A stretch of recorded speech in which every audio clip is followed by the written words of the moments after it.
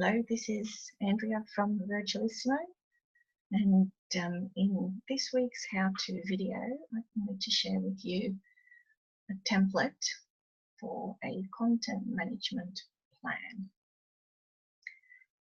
And this time, I want to cover how to do that in Google Sheets. I've created a video before, two videos, one for workflowing and another one for Asana.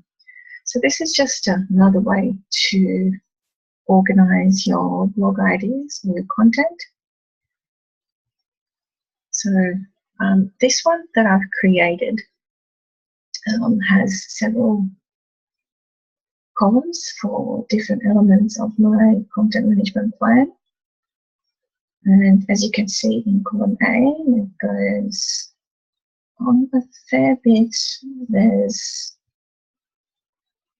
There are a lot of days in this. It's a 133-day content management plan, which works out to be, I think, 19 weeks. Yeah, 19 weeks. So you don't necessarily have to have the same length. You can have it longer, you can have it shorter.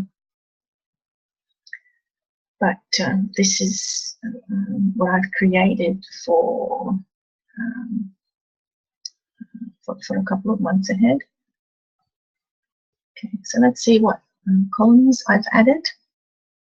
First of all, in the column B, I've got title, which is the title of a blog that I want to go with. So that would be a theme for the week, and the blog would be corresponding to that theme, that topic. So I would have the blog topic title or the post title in this field, and then I would put the publish date next to it. I aim to publish my blogs regularly on the same day of the week, and if I have a publish date for each one, that will actually help me track it and just keep on top of it. You can choose any day of the week that you like. Have a look when your clients are online on your Facebook page, for example.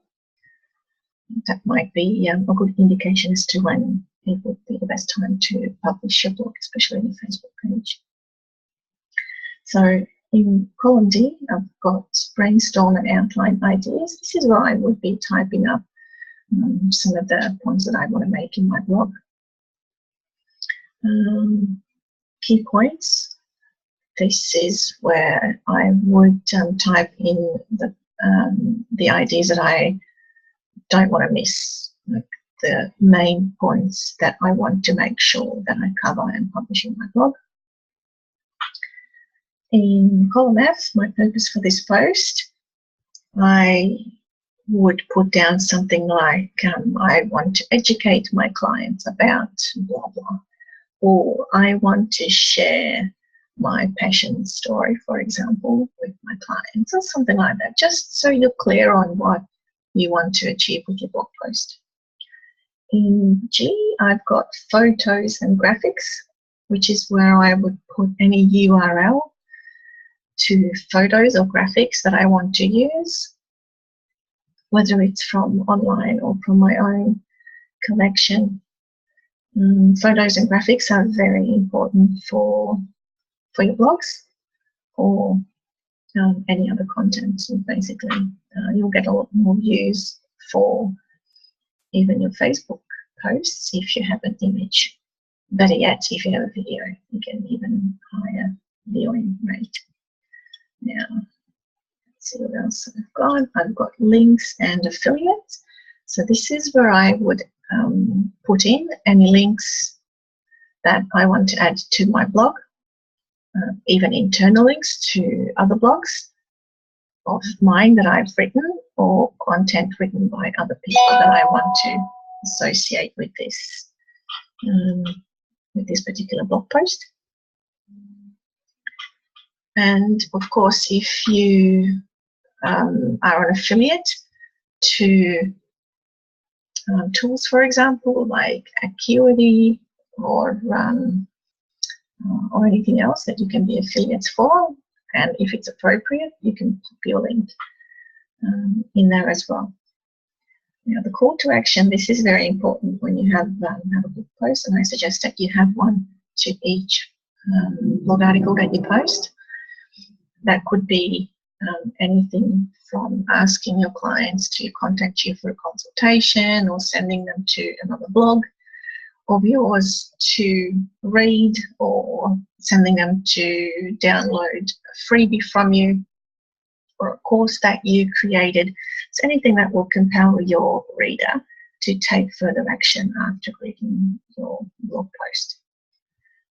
I've got this column workflow put in because sometimes I write a blog. If I don't publish it straight away, there might be some other things that I want to do. So I created a drop-down list where I can actually follow what stage I'm at, or what it is that needs to be done, whether that's I need to publish the post, schedule the post, or I have scheduled it, depending on what system you want to use, whether it's gone through the spelling and grammar check, or whether I've shared it with my subscribers on my mailing list and things like that. This is basically something that you can set up for yourself. So the workflow basically depends on you, what steps you want to put in. In my next column, the to-do list, is where there is something that I need to research for a topic that I'm writing about, for example, or anything else that I need to do regarding that that topic. Maybe I still need to find a photo and a graphic because I haven't got one in column G, so I might write myself a reminder that that still needs to be done. Now, in column L, I've got primary publishing platform. My primary publishing platform is blogs, like the blog page on my website. So that would be the main platform that I'm creating for, and my blogs would be repurposed from there, which is where I use the column repurposed to. Again, this is something where you can create a drop-down box to mark where a particular blog post or content has been repurposed to. Column N for feedback and notes for next time is really important because this is where I can type up or note any feedback that I had for my blog, whether it's from my BizChick friends, some feedback on the formatting or the topic, whether it's good or bad. So I can put I can implement for the next blog I'm writing to make it even better. And I've got this one for off-topic content, which is basically where I might add any ideas that come out of the feedback, as well as other ideas that I have after writing the blog post, which is really good for follow-up content, or just adding it to my content management plan further down the track. This is all the columns I have. Well, not that it's not enough. This is plenty, and I don't always use all of these columns, and you don't have to use all of these columns either. You can actually make up your own depending on how you manage your content. So it doesn't have to be strictly these ones, as long as you have some sort of a system where you can follow it and use the columns to make sure that you've got all the content that you need for your content management plan. And like I said at the beginning, you can make it as short or as long as you want. If you have a look in the title column, I've got these different colors, and those colors would denote a month's worth of content. So I might pick a particular topic for a month, and then I would stick with that topic for that calendar month, and I would blog about different aspects of that content. But again, this is not something that you have to do this way. This is up to you whether you want to follow this system or not. So I hope this has been helpful. I will make this template available to you to download, and then you can chop and change the columns as you want.